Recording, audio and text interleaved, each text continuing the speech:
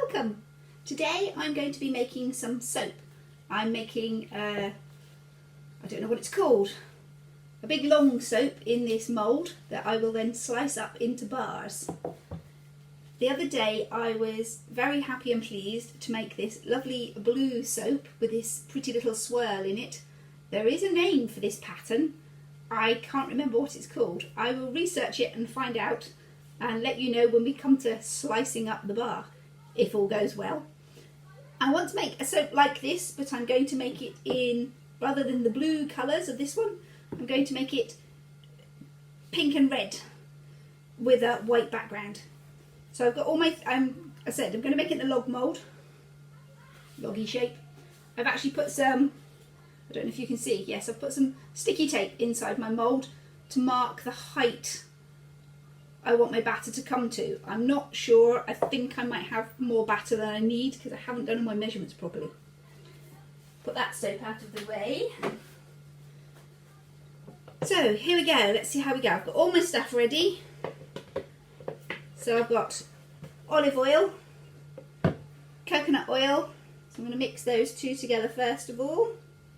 I've already prepared my lye solution. You can get rid of that spoon and scrape up. I've melted my coconut oil, of course, so that it's nice and runny. There we go. There we go. Pop that one. I'm going to keep that one here because I'll put my stick blender in it. So that's my coconut and olive oil.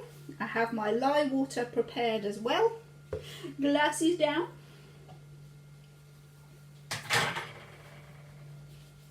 And slowly, slowly, and if we pour it over the spatula, it stops us splashing and splattering, which we most definitely don't want to be doing with the lye. Get every last little drop of that. Don't need that one. Oh, hello! Gentle stir on my spatula to start us off. And then in with a stick blender. Put that in my drippy tub. Then I'll put my stick blender there. Right. Put it in at an angle so hopefully we won't take any air in with us. Oh, a little bubble. There we go. Sorry about the horrible noise. Yay! Oh, that was good. Just mixing up till we get everything properly combined, and there's no separation between the oils and our lye water.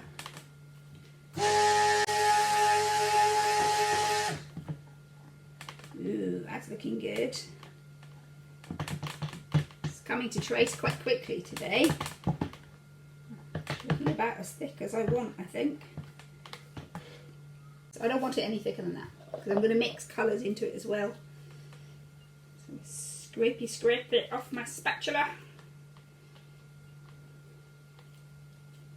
There we go. Ugh. Splash. There. I did do a more comprehensive soap making video the other day. I'll put a link to that in the description below as well. Give you a better idea of what on earth I'm up to with this. So I want to split my mixture into three.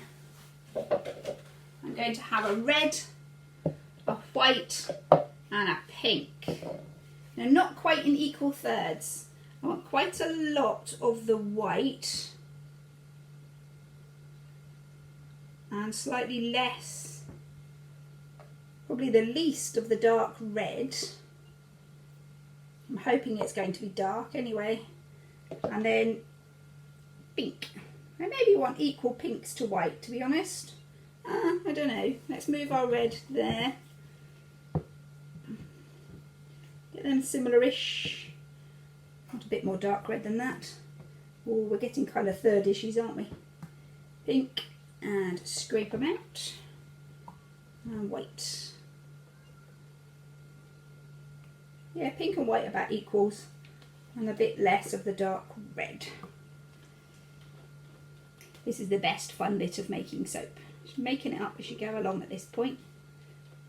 Done all the sciencey bit, all the measuring. This is a bit more artsy crafty now. There we go. All of that batter. Not only do I not want to waste it, I don't want to have to wash it out tomorrow. There we go. So I'm going to do my white first. I've got some titanium white mixed with a little bit of water. I've also added a half teaspoon of kaolin clay to this. And I want some of this in here, and I want some in the pink as well.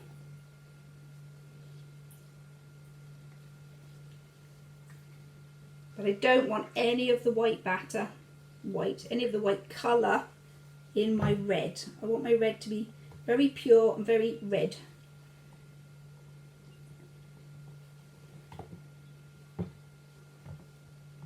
Some of it into the pink.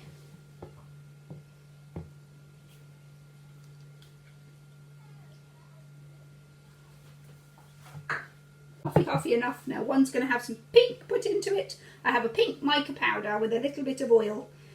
I don't know if I want all of this pink. I want my pink to be quite pale. So put in a small amount to start with. Ooh, that's a very vibrant pink. A little bit more. Woohoo.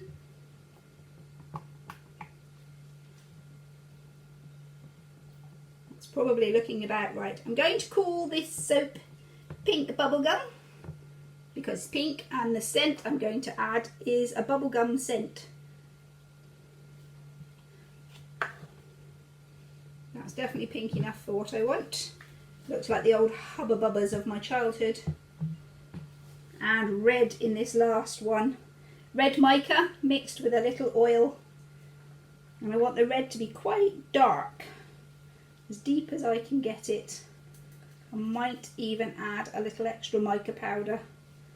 Hopefully I won't have to. Oh no, that's looking good. My voice is going to cracky. There we go. In goes the red mica. Lovely. So I'm just going to give everything one last quick blast.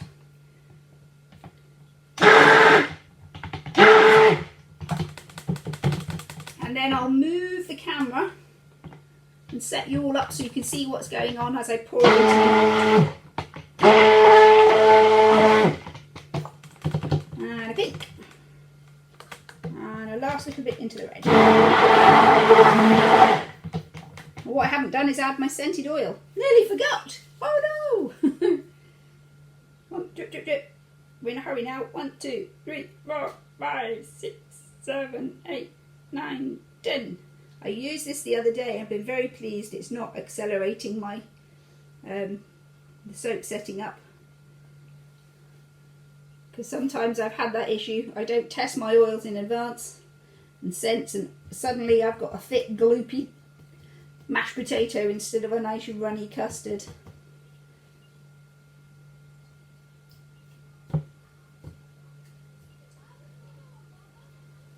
So I'm going to have to give these all another quick little blast just to mix that in.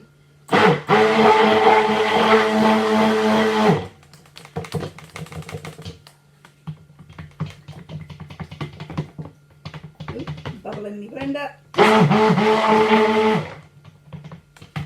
Ooh, that pink looks lovely. Oh, I've got a hint of pink in my white. There's enough white, it's not going to show up. I mixed those in the wrong order. Do, do, do. Scrapey, scrape, scrape, scrapey. Now for the exciting bit. I'll switch you off, move you over, and get ready for the pour.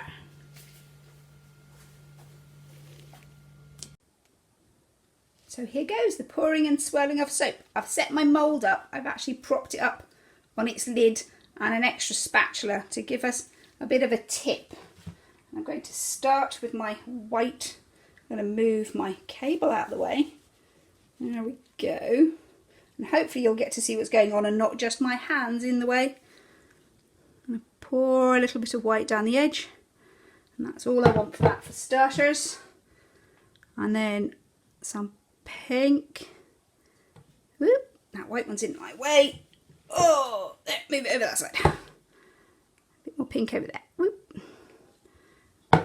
And my dark red. Oh, a nice consistency of my mix. Some red there, and I'm going to put some red on the other side of our slope. My blue ones, I had some turn out with, ooh, this is getting a fiddle, there we go. Some of my blue ones had a very white bottom and didn't show up the swirly pattern as well as I wanted it to. Dribbling it down the side of the box to give us lots of stripes in our soap. I need a bit of more space to work. There we go. Thin stripe of red because it's nice dark colour. I can be slightly heavier on the white and pink. I'm pleased with it. It's looking good so far. It smells nice. Loving this bubblegummy smell. I'm going to have a bit of pink. Mix it up a little. Trickling it down the side of the mould.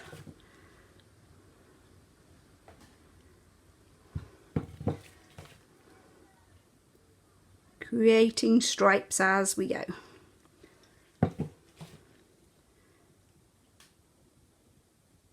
Ooh, that's quite a thick stripe of red. It's that variance that's going to make it more interesting.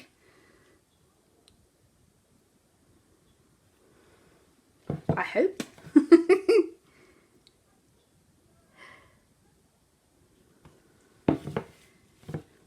It's looking like a stick of rock. These stripes smelling like a stick of rock as well, actually. Whoa, that's a lot of pink.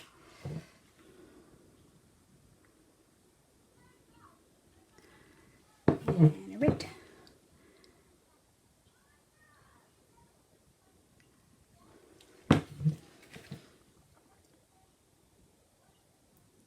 I wonder if I can speed this up for you on the filming.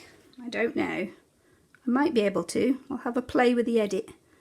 I'll put the recipe I've used in the description below if anyone wants to have a go.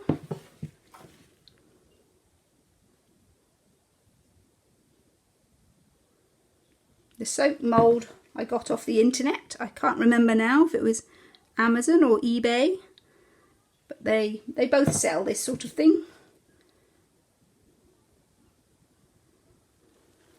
Okay, now we're doing pink. Ooh.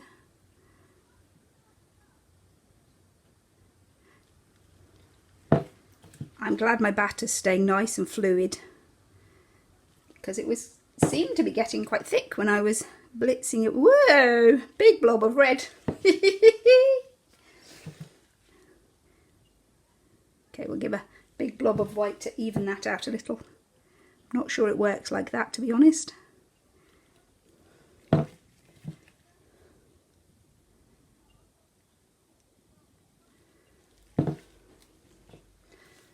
wondering, do I want to level out my mould yet? Not quite yet. Another big blob of red in that corner. I'm getting heavy-handed with the red here.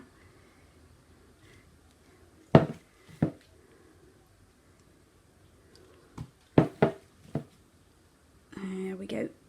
Whee! I should be saying something interesting while this is happening. I'm going to take my things out from underneath, level out my mould. Oh, I've got a bit to go. You can't. I can see my tapey line. I can put a few more random stripes along the top.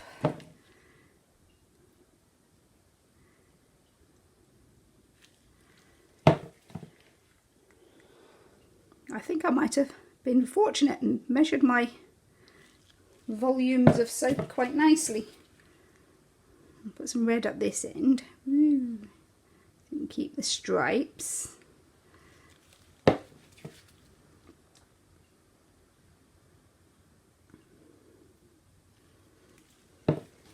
have I got here? Pink.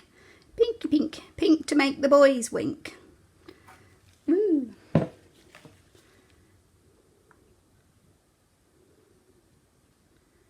Not sure why you'd want the boys winking, but still. Am I happy? I'm happy with that, and I'm at the height I want to be. I have an extra little mould. Where is it? There.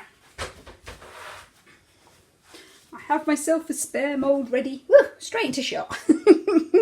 Rush, rush, rush, rush. So just in case I had more batter than I was expecting, I do. And a red. And a pink. I don't know what bit of soap I'm going to get out of this. Ew. I maybe could have put this in my original mould, but I was happy I'd reached the top of my sticky tape mark. An extra bar. I've got a tester, a sample bar. Let's see what my soap looked like underneath. Do I want to put white on there? I might as well. Make it stripy. Need a stripy, stripy, stripy. That'll do. I'll leave that bit. Now, get my bamboo skewer I have here. I'm going to stick that in. I'll start at this end so you can see. Pop that in my soap. I'm actually going to run along my edge just to clean it up. Come towards myself a little bit and then over the other way. Along a bit and over. Along and back. And continue that all the way along the soap. And this is actually going to be the front facing of my soap. I plan to cut the whole soap loaf in half, longy ways, 2 big long slices, and then I shall cut the bars out of those slices. Ooh, I'm really pleased it's looking good. Yay! Because just because I did it the other day doesn't mean I can ever repeat it and do it again. Now then, do I want to swish all the way around? You can't see. I don't know. If I want to, yes, I'm going to give it a swirl. I'm going to go all the way up there. Whoosh. Along the end and all the way back here. And I'm going to go around again. Dragging it along with me. I was going to say, what's that bump? It's my sellotape. Right, okay, swishy. I think that'll do. I've got a nice pattern going on. There. Well, clean up that edge. Look, look. I'm going to pop the lid on. Wrap it all up in blankets. Yeah, let's watch that pretty soap. Pop the lid on, wrap it up in blankets, and leave it till tomorrow. Right, we'll see you then when I'm ready to cut this up. Bye for now. Have fun. Hello, and here we are back the following day, ready to unmould our soap. Let's have a look. I've already been peeking. How could I possibly resist? So this is our soap the following day. I can tip it up now. It's all nice and solid. It's actually a lot paler than I was hoping it would be. I wanted it to be a redder pattern. We'll see what it's like when I cut into it. I don't know if it'll be pale all the way through. I did, with that little splotchy bit I had spare, I've made a bar of soap. It's not necessarily the prettiest thing all the way through. I put a fancy pattern on the top. Right, let's get this out. The thing with this soap mould is that the whole thing will come out of the box. And even when this is old and worn and is no good anymore, I'll still be able to use this nice box for making soap in. Line it with freezer paper and it'll make a perfectly good soap mould for years and years and years to come. Right, let's get this one out. Let me stretch out our sides a bit. There we go. Right, I'm gonna, I don't know how to tackle this. Let's tip it up so we can squish it out. Always releasing from the bottom quite nicely. Oh, how boring. doesn't look pretty on that side. Squishy, squishy. Now then, oh, you want to see the bottom. The bottom's still a bit white and pale and streaky. And the important bit, that side. Now then, you can chop your soap up with a knife. Chop, chop, chop. In fact, I might do that. I want to measure. I've used this as a good bar shape. It's a nice size. So I'm going to use this as a measure for me. I'm actually a little bit slightly narrower. I'll have one like that. I'm going to see if I can cut it straight with my knife. I quite often use, I've got a bench scraper that I'll use to cut, and I've got an actual, ooh, very close today, a soap cutty box. It came in a set with my mould. You can buy them on their own. I don't know if I would have bothered to buy one, but it's been quite useful. I've used it lots. It's a bit like a cheese cutter.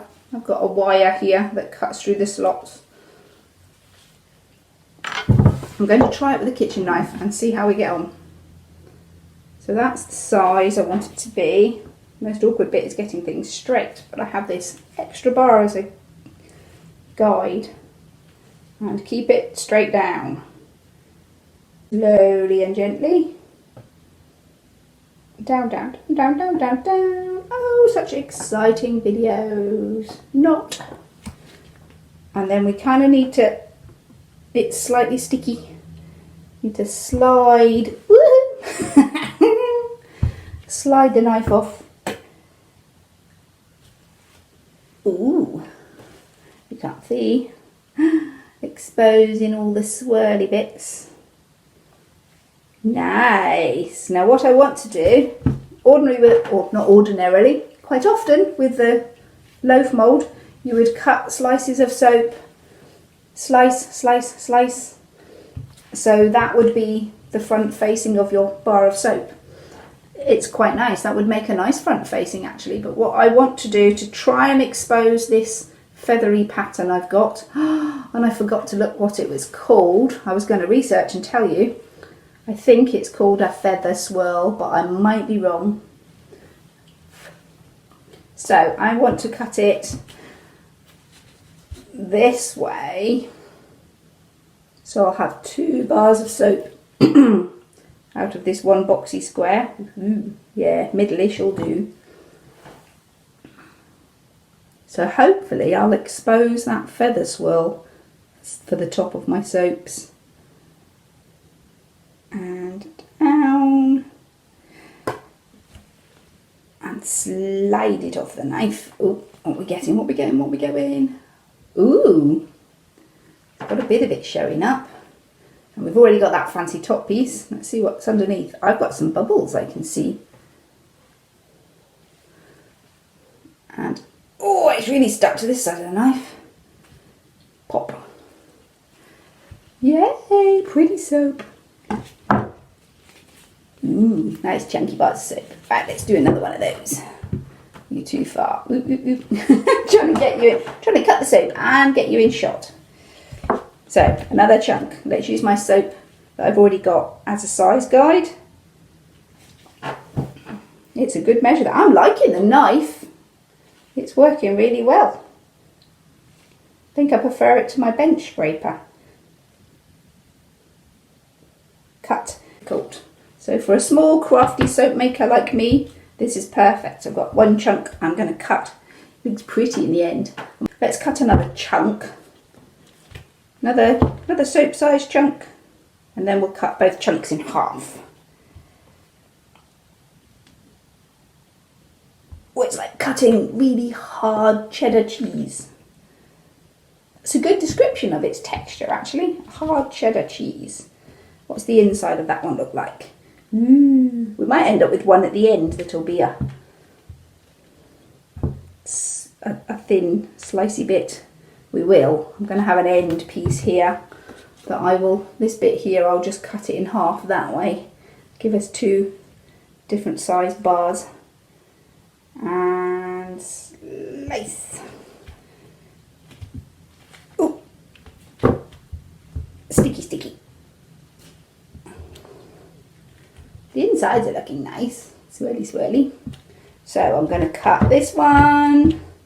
I'm going to keep it up that way with our swirl on top. I'm going to take a little tiny trim off the end first to expose, because we're just quite boring there. Looks like a sunset. Just going to trim the edge off so we can expose the pretty pattern on the inside. So a thin shaving off this side. So hopefully we'll get a nicer image for our bar of soap.